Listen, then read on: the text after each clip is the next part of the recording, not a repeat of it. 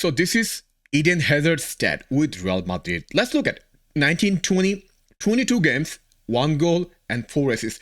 That was his best season with us, if I'm not mistaken. And the next season, 22-21, he had 4 goals and 2 assists. And then 21-22, he had 1 goal and 2 assists. I mean, look at this stat. It's so poor for his caliber of a player. And don't forget, this is the most expensive transfer of Real Madrid. So this stat just tells us one thing, that he's the most flopped transfer of Real Madrid history. You can blame a lot of factors for his disappearance for Real Madrid. For example, injury is a big factor. We have to agree with that. But he's also responsible for getting injured. When you are not taking care of your fitness, you would get injured.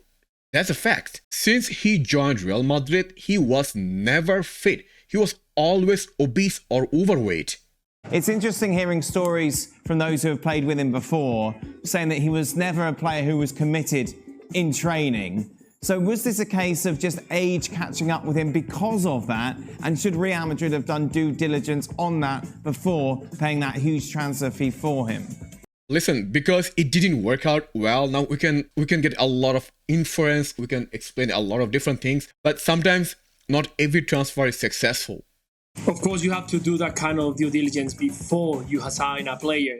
Try to see the surrounding, what the people is talking about, the players who are next to him, because they are the ones who can tell you the real thing that happens indoors, because you only see what is happening on the weekend or on the games. And there are players who can perform very well on the weekends and maybe not that well on the training. But when you are young, your body just keep on going. It doesn't matter how you deal with it. On these days that the players have been treated so well and been taken care of very well. So you kind of think that a player can last maybe until 30, 33, 34. We've seen players at the highest level. But if you don't look after yourself, not every player is the same, and much more when players' best strengths are speed, ability, and power. And of course, if you don't look after that, arrived at this moment that Eden Hazard didn't have the consistency needed, and then start getting problems with injuries, and then start problems with the manager not counting with you, and that circle is very difficult to get out. So I do agree most of the points what he discussed right now. One thing I would say, when he was at Chelsea, he was one of those most mesmerizing players you can watch. Literally, their way he used to dribble all over the field, that is very rare. On his day, he can make the decision for the game. That's how good he was. But unfortunately, we never saw that with Real Madrid. The best memory of Hazard with me is that the performance against PSG in second leg at our home. Even though we didn't win that game, I think we drew with Zizou, but that was his best performance with Real Madrid. As I said, if he would be taking care of his fitness, if he would have more motivation, say like Ronaldo or CR7, we could see different Hazard. But unfortunately, he was satisfied with the money he was getting and did not show up as the way he should be. It's an extraordinary failure overall, Sid. Not just failure, one of the worst failure. It really is. And at the risk of sounding really, really cruel, I think the word that defines Hazard's time at Real Madrid is irrelevant.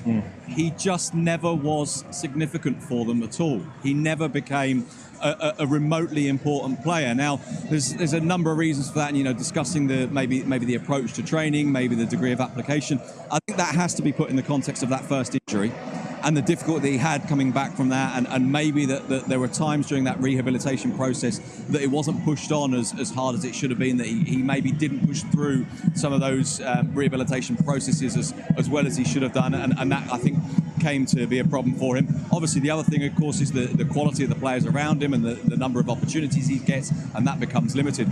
But I really do think you look back at his time at Real Madrid and think, yeah, he just kind of wasn't there. I mean, let's put this in very, very simple terms. The biggest game in the calendar in Spanish football is the Clásico.